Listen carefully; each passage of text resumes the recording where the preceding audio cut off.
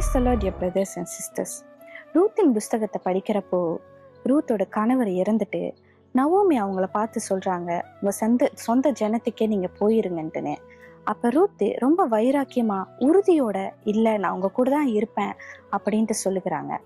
இந்த ஒரு வசனத்தை படிக்கிறப்போ என் இருதயத்துல தோன்றது என்னதான், அநேகர் கிறிஸ்தவர்களாக இருக்கிறோம், ஆனா கர்த்தருக்காக உறுதியோடு இருக்கமா?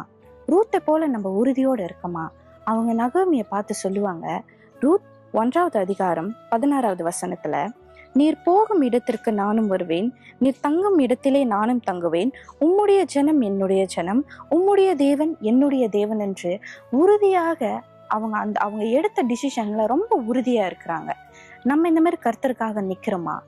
நீங்க உங்க வாழ்க்கையில முடிவெடுங்க. யார் என்ன பேசினாலும் சரி, உலகம் எப்படியாக உங்களை ட்ரீட் பண்ணாலும் பரவாயில்ல, நான் கர்த்தருக்காக இதை நான் செய்வேன், என்ன வேணாலும் நினைச்சிட்டு போங்க. என் தேவனை நான் எந்த பொழுதும், எந்த ஒரு நேரத்திலையும், எந்த ஒரு காரியத்திலும் அவரை நான் துக்கப்படுத்த மாட்டேன்னு நீங்க இருக்கிறப்ப, அவரு ரூத்தை போவாசை கொண்டு ஆசீர்வதித்து போல உங்களை மென்மேலும் ஆசீர்வதித்து வழி நடத்துவார். தேங்க்யூ. God bless you.